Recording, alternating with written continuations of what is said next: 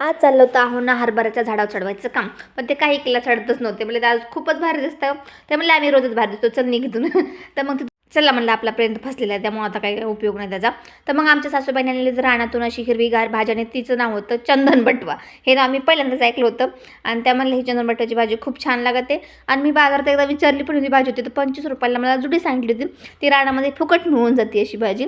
तर असे दाखवत होते आणि म्हणलं हाटीव भाजी सोबत म्हणजे करायची असते, हरभऱ्यासोबत हरभऱ्याची भाजी थोडी टाकून मिक्स भाजी करायची असते, छान लागते. आणि इथं चालू होतं आमचं पावभाजीचा बेत, कारण आमचं काही कार्यक्रम आला की पावभाजी, मिसळ पाव, भाजी पाव, वडापाव हेच चालू असतं. आणि मुलांना विचारलं की मुलं मग हेच सांगतात करायला, कारण त्यांचं तर निमित्तानं तेच आवडतं खायला मुलांना. त्याच्यामुळे मग पावभाजीचा बेत ठरला होता. आणि आमच्या अथर्वचा आज 12वा बड्डे होता. तर त्याच्या बड्डेला त्यांनी ब्लॅक कपडे घातले होते, पण त्याच्या पप्पाला ते ब्लॅक कपडे अजिबात नाही आवडले. म्हणजे बड्डेला कुठे ब्लॅक कपडे घालतो.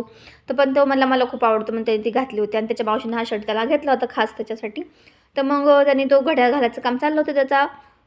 पण त्याला काय करता, ते घड्याळ घालता आलं नाही. नंतर चालू होते आमच्या ताईची पावभाजी. त्या म्हणल्या आज पावभाजी मी करणार, कारण त्यांनी या आधी कधी पावभाजी केलेली नाही.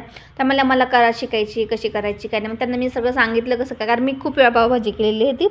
पण नेहमी मी करायची आणि त्या मला हे म्हणजे सगळं सामान करून द्यायचं. तर आज त्यांनी मी सामान करून दिलं नाही, त्यांनी पावभाजी केलेली होती. आणि आमच्या चाललं तर इकडलं सगळीकडलं गप्पा, रानातल्या घरच्या काय झालं काय असं सगळं चालू होतं, कारण त्या बी कुठेतरी बाहेर गेल्या त्या आणि त्यांना घरी यायला उशीर झाला होता.